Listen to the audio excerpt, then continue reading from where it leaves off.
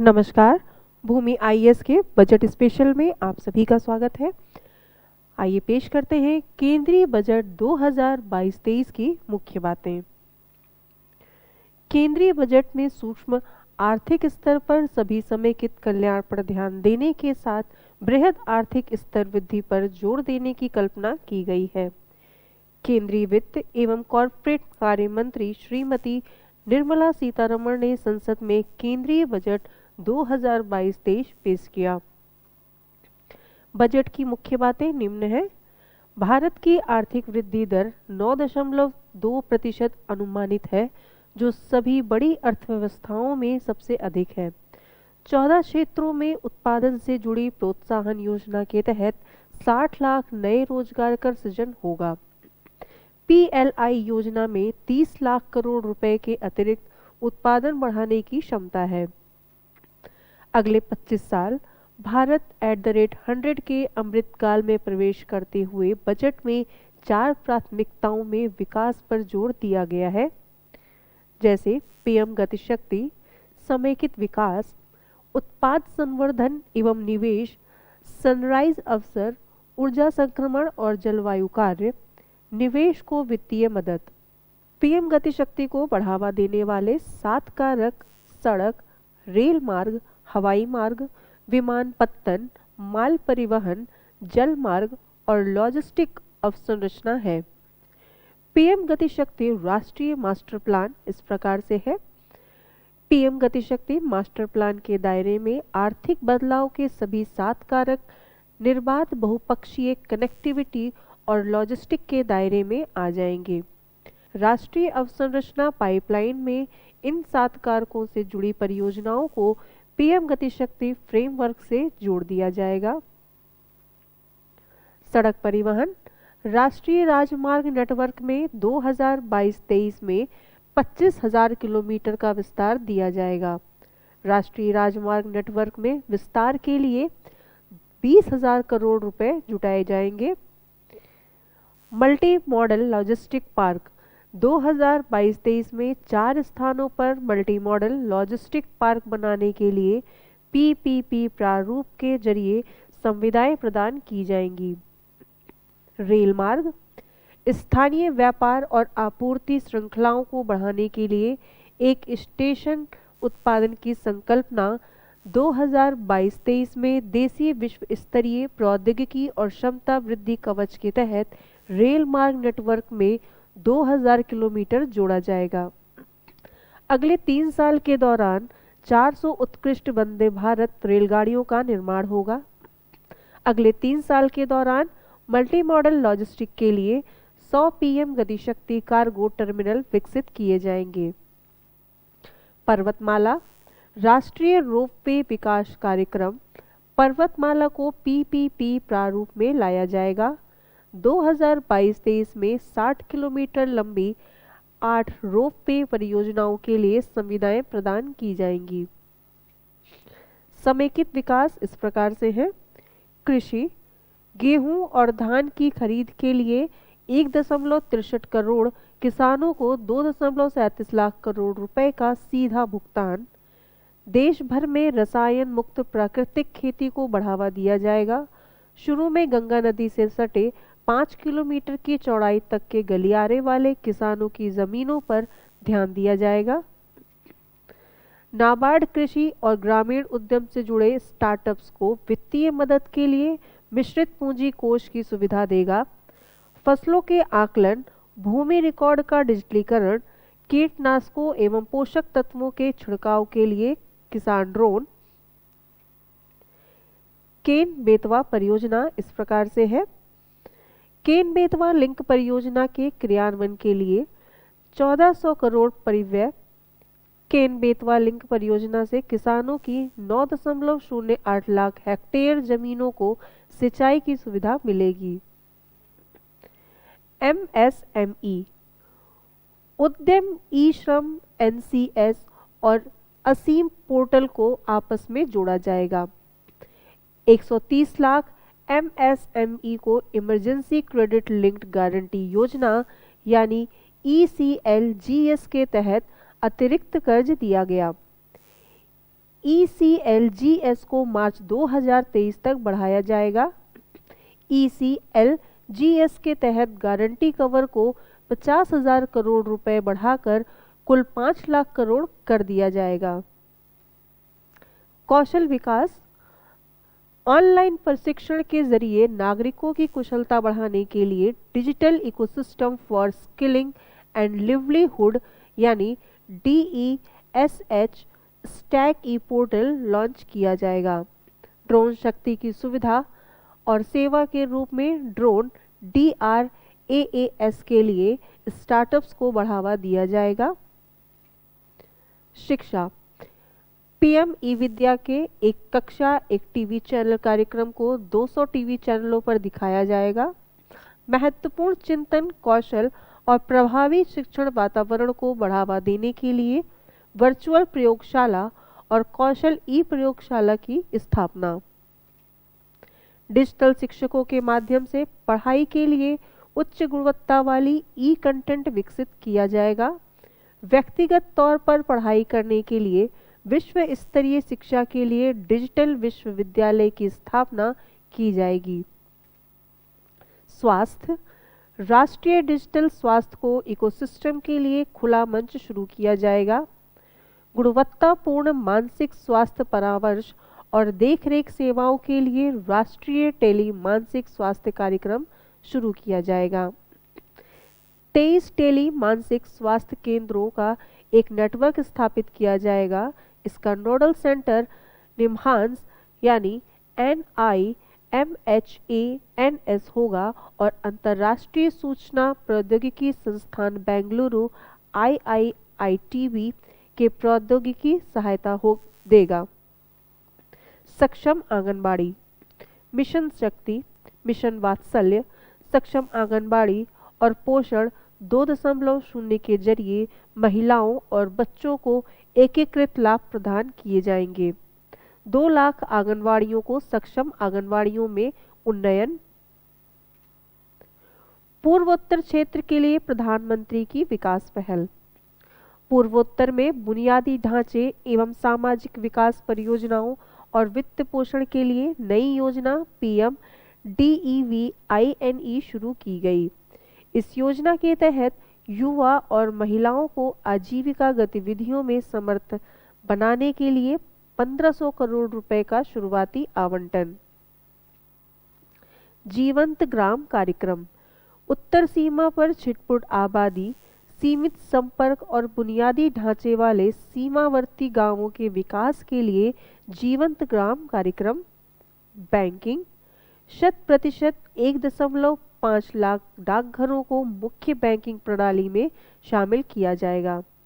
अनुसूचित वाणिज्यिक बैंक 75 जिलों में 75 डिजिटल बैंकिंग इकाइयां DBU स्थापित करेंगे।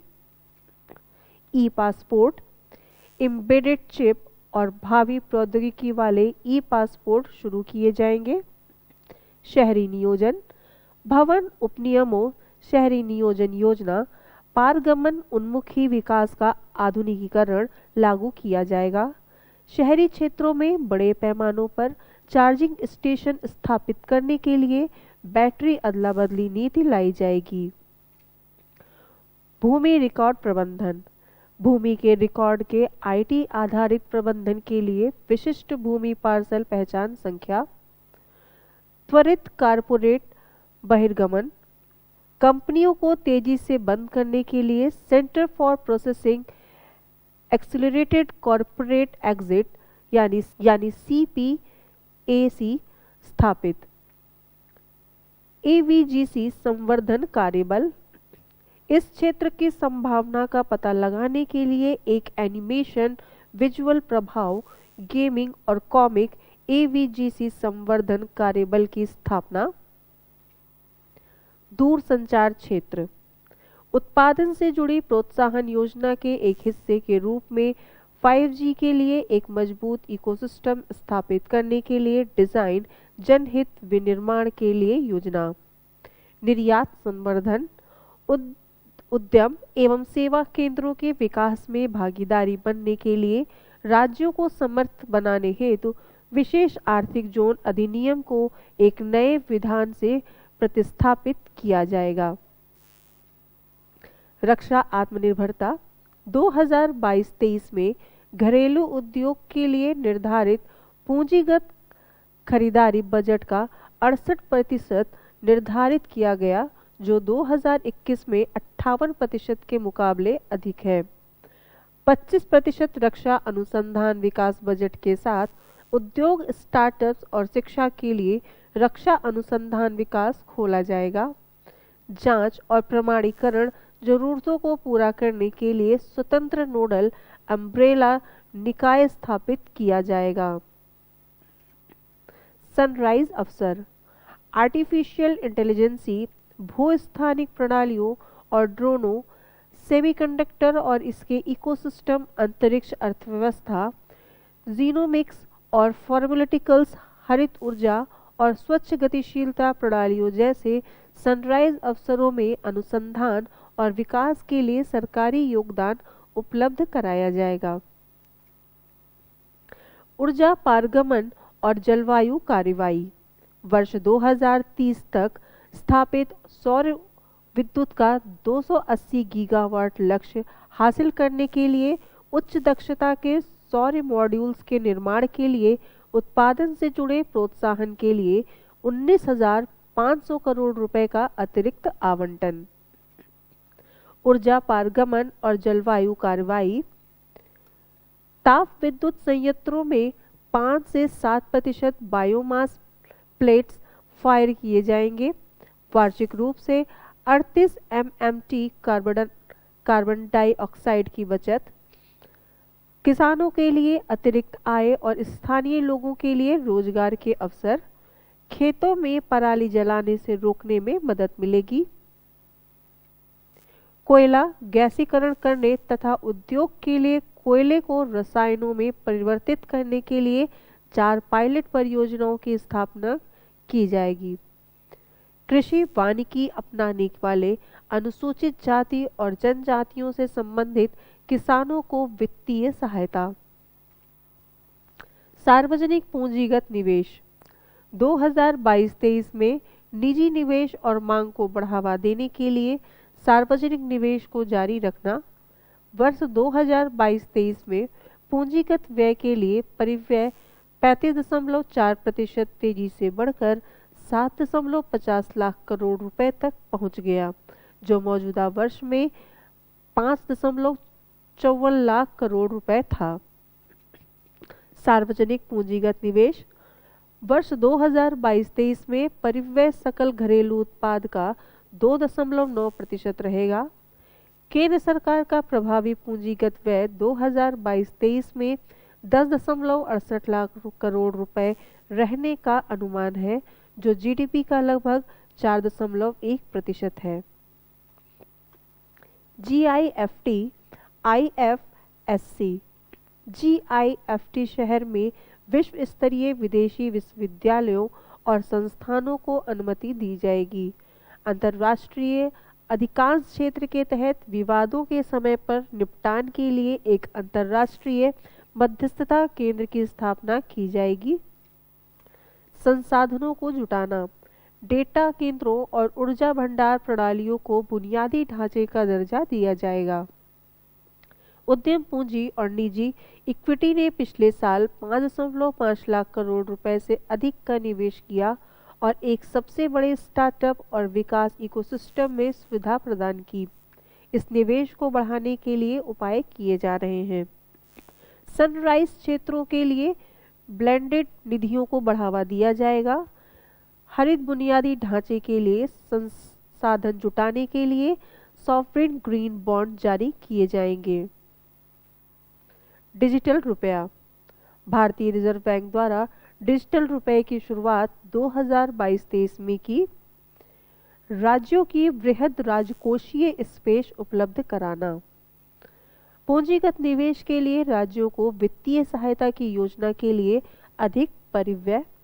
यह परिव्यय बजट अनुमानों में 10,000 करोड़ रुपए था, जो वर्तमान वर्ष के लिए संशोधित अनुमानों में 15,000 करोड़ रुपए कर दिया गया।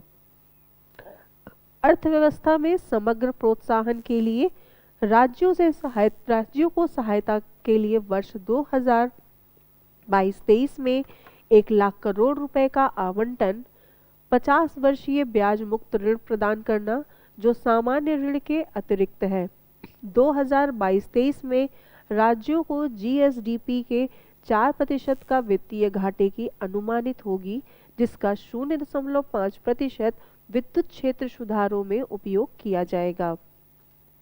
राजकोषीय प्रबंधन बजट अनुमान 2021-22 34.83 लाख करोड़ रुपए, संशोधित अनुमान 2021-22 37.70 लाख करोड़ रुपए, वर्ष 2022-23 में कुल अनुमानित व्यय 39.45 लाख करोड़ रुपए। राजकोषीय प्रबंधन वर्ष 2022-23 में उधारी के अलावा कुल प्राप्तियां 22.84 लाख करोड़ रुपए। चालू वित्त वर्ष में राजकोषीय घाटा जीडीपी का 6.9%, बजट अनुमानों में 6.8% की तुलना में वर्ष 2022-23 में राजकोषीय घाटा जीडीपी का 6.4% अनुमानित। प्रत्यक्ष कर इस प्रकार से है। स्थिर एवं संभावित कर व्यवस्था संबंधी नीति को आगे बढ़ाया जाएगा। विश्वसनीय कर व्यवस्था स्थापित करने का दृष्टिकोण, कर प्रणाली को सरल बनाना और मुकदमेबाजी को कम करना।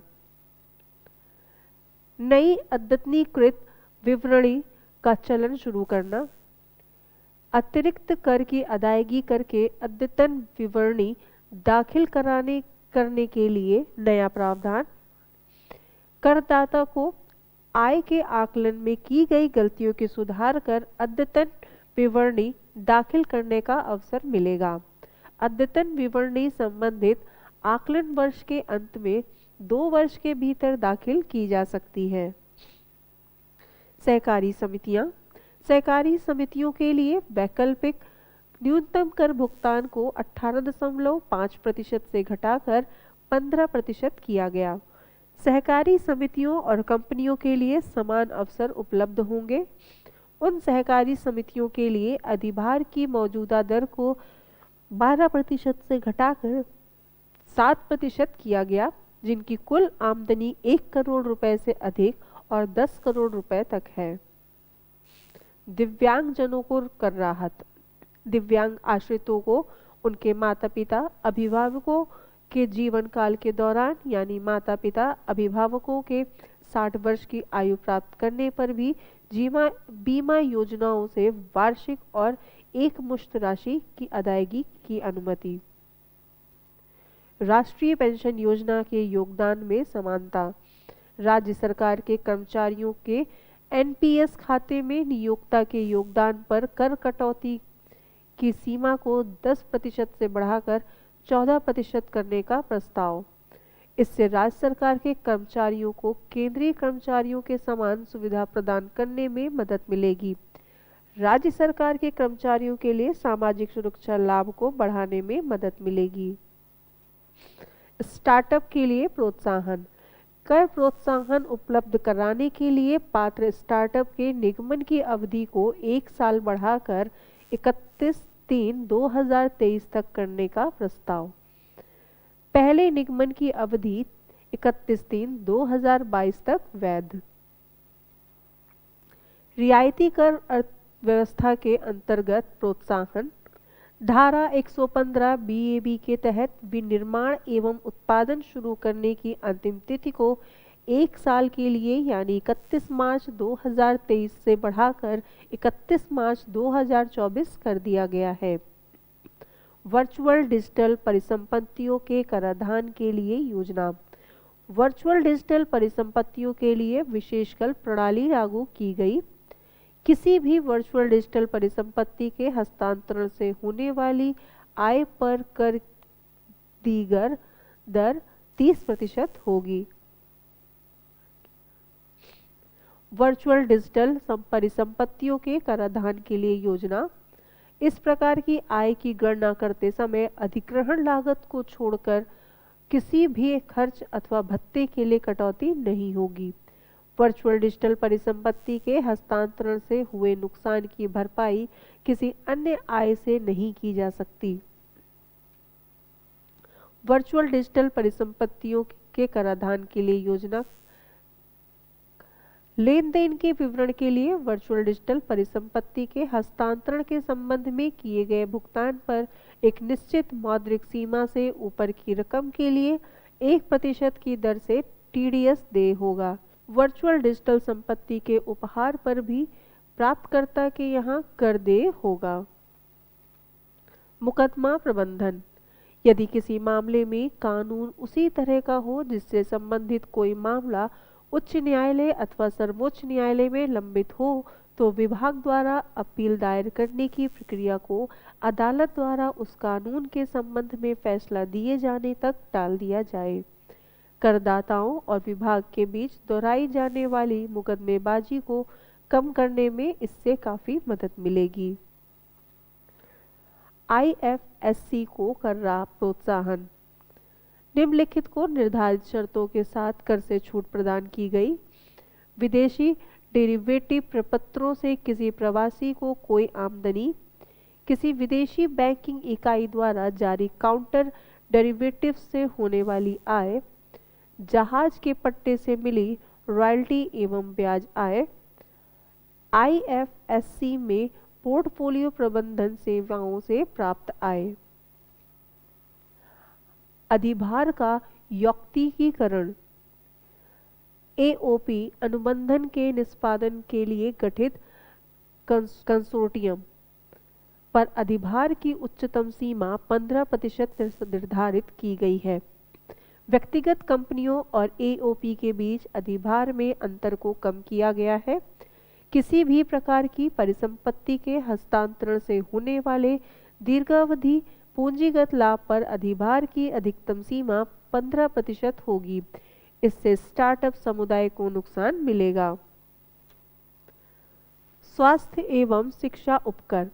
आय और मुनाफे पर किसी भी अधिभार अथवा उपकर को कारोबारी खर्च की श्रेणी में रखने की अनुमति नहीं होगी। कर वंचन की रोकथाम। तलाशी एवं सर्वेक्षण कार्रवाइयों के दौरान पता लगे और प्रकट आय के संबंध में किसी भी प्रकार की हानि के प्रति समंजन की अनुमति नहीं दी जाएगी। टीडीएस प्रावधानों को युक्तिसंगत बनाना। कारोबार को बढ़ावा देने की रणनीति के तहत हित लाभ एजेंटों के हाथों में कर योग्य होते हैं, इसलिए लाभ एजेंटों तक अग्रसारित किए जाएगा। हित लाभ देने वाले व्यक्ति द्वारा कर कटौती के लिए उपबंध करने का प्रस्ताव होगा, बशर्ते वित्त वर्ष के दौरान ऐसे हित लाभों का कुल मूल्य 20,000 रुपये से अधिक ना हो। अप्रत्यक्ष कर इस प्रकार से है। जीएसटी में असाधारण प्रगति। वैश्विक महामारी के बावजूद जीएसटी राजस्व में उछाल है। इस बढ़ोतरी के लिए करदाता सराहना के पात्र हैं। विशेष आर्थिक क्षेत्र। एसईजेड का सीमा शुल्क प्रशासन पूरी तरह आईटी से संचालित होगा और कस्टम्स नेशनल पोर्टल पर कार्य करेगा, जिसे 30 सितंबर 2022 को क्रियान्वित किया जाएगा। सीमा शुल्क सुधार एवं शुल्क दर में बदलाव। फेसलेस सीमा शुल्क पूरी तरह स्थापित कर दिया गया। कोविड-19 वैश्विक महामारी के दौरान सीमा शुल्क संगठनों में चपलता और संकल्प प्रदर्शित करते हुए सभी मुश्किलों के प्रति असाधारण फ्रंटलाइन कार्य किया है। परियोजनागत आयात एवं पूंजीगत वस्तुएं। पूंजीगत वस्तुओं और परियोजनागत आयातों में रियायती दरों को क्रमिक रूप से हटाने और 7.5% असाधारण शुल्क लगाने का प्रस्ताव। इससे घरेलू क्षेत्र और मेक इन इंडिया के विकास को बढ़ावा मिलेगा। परियोजनागत आयात एवं पूंजीगत वस्तुएं। उन उन्नत मशीनरियों के लिए कतिपय छूट बनी रहेगी जिनका देश के भीतर विनिर्माण नहीं किया जाता है। विशेषीकृत कॉस्टिंग्स, बॉल स्क्रू और लीनियर मोशन गाइड पर कुछ एक छूट देने का चलन शुरू किया जा रहा है, ताकि पूंजीगत वस्तुओं के घरेलू विनिर्माण को प्रोत्साहित किया जा सके। सीमा शुल्क एवं शुल्क सरलीकरण की समीक्षा। 350 से अधिक प्रस्तावित छूट प्रविष्टियों को धीरे धीरे हटाए जाने का प्रस्ताव है। इनमें कई कृषि उत्पाद, रसायन, वस्त्र, चिकित्सा उपकरण और दवाएं शामिल हैं जिनके लिए पर्याप्त घरेलू क्षमता मौजूद है। विशेषकर रसायन, कपड़ा और धातु जैसे क्षेत्रों के लिए सीमा शुल्क दर एवं शुल्क दर संरचना सरल हो जाएगी और विवाद कम हो जाएगा। जो वस्तुएं भारत में विनिर्मित की जाती हैं या की जा सकती हैं, उनके लिए छूट हटाने से और अधिनिर्मित उत्पादों के विनिर्माण में प्रयुक्त होने वाले कच्चे माल पर रियायती शुल्क लगाने से मेक इन इंडिया और आत्मनिर्भर भारत के हमारे लक्ष्य को हासिल करने में मदद मिलेगी। इलेक्ट्रॉनिक क्षेत्र विशेष प्रस्ताव इस प्रकार से हैं। इलेक्ट्रॉनिक्स क्षेत्र, देश में पहनने वाले उपकरणों, सुने जा सकने वाले उपकरणों और इलेक्ट्रॉनिक्स स्मार्ट मीटरों के निर्माण को सुविधाजनक बनाने हेतु श्रेणीबद्ध दरें तय करने के लिए सीमा शुल्क दरों में संशोधन किया जाएगा। देश में ज़्यादा वृद्धि दर वाले इलेक्ट्रॉनिक वस्तुओं का निर्माण करने के लिए मोबाइल फ़ोन के चार्जर के ट्रांसफार्मर के कलपुर्जों और मोबाइल कैमरा मॉड्यूल के कैमरा लेंस और कुछ अन्य वस्तुओं पर शुल्क में छूट दी जाएगी। रत्न एवं आभूषण। रत्न व आभूषण क्षेत्र को बढ़ावा देने के लिए तराशे एवं पॉलिश किए गए हीरो और रत्न पत्थरों पर सीमा शुल्क घटाकर 5% किया जा रहा है। केवल तराशे गए हीरे पर कुछ भी सीमा शुल्क नहीं लगेगा। ई कॉमर्स के जरिए आभूषण निर्यात को सुविधाजनक बनाने के लिए एक सरल नियामकीय रूपरेखा इस वर्ष जून तक लागू की जाएगी। कम मूल्य वाले इमिटेशन आभूषण का आयात हतोत्साहित करने के लिए इमिटेशन आभूषण के आयात पर प्रति किलो कम से कम 400 रुपये का सीमा शुल्क लगाया जाएगा। रसायन। कुछ महत्वपूर्ण रसायनों यथा मेथनॉल, एसिटिक एसिड और पेट्रोलियम शोधन से जुड़े हैवी फीड स्टॉक पर सीमा शुल्क घटाया जा रहा है। देश में पर्याप्त क्षमता वाले सोडियम साइनाइड पर सीमा शुल्क बढ़ाया जा रहा है। इससे देश के मूल्यवर्धन करने में मदद मिलेगी। MSME छतरी पर सीमा शुल्क बढ़ाकर 20% किया जा रहा है। छतरी के कलपुर्जों पर दी जा रही शुल्क छूट को वापस लिया जा रहा है। भारत में निर्मित किए जाने वाले कृषि क्षेत्र से जुड़े कलपुर्जों पर दी जा रही शुल्क छूट को तर्कसंगत बनाया जा रहा है। पिछले साल स्टील स्क्रैप पर दी गई सीमा शुल्क छूट अब 1 साल और दी जाएगी ताकि MSME से जुड़े द्वितीयक उत्पादकों को राहत मिल सके। स्टेनलेस स्टील एवं इस्पात के कोटेड चौरस उत्पादों, एलॉय स्टील एवं हाई स्पीड स्टील की छड़ों पर कुछ एंटी डंपिंग शुल्क एवं CVD को वापस लिया जा रहा है ताकि जनहित में इस धातु की मौजूदा ऊंची कीमतों से निपटा जा सके। निर्यात को बढ़ावा देने के लिए कुछ वस्तुओं जैसे फॉस्टनर्स, बटन, जिपर, लाइनिंग मटेरियल, विशेष चमड़ा, फर्नीचर फिटिंग्स एवं पैकेजिंग बॉक्स पर छूट दी जा रही है। झींगा जलीय कृषि के लिए आवश्यक कुछ कच्चे माल पर शुल्क घटाया जा रहा है ताकि इसके निर्यात को बढ़ावा दिया जा सके। ईंधन के मिश्रण को बढ़ावा देने के लिए शुल्क संबंधी उपाय इस प्रकार से हैं। गैर मिश्रित ईंधन पर 1 अक्टूबर 2022 से प्रति लीटर 2 रुपये का अतिरिक्त विभेदक उत्पाद शुल्क लगेगा ताकि ईंधन के मिश्रण को बढ़ावा दिया जा सके। इसी के साथ मिलते हैं केंद्रीय बजट के संपूर्ण विश्लेषण के अगले वीडियो में। तब तक के लिए धन्यवाद।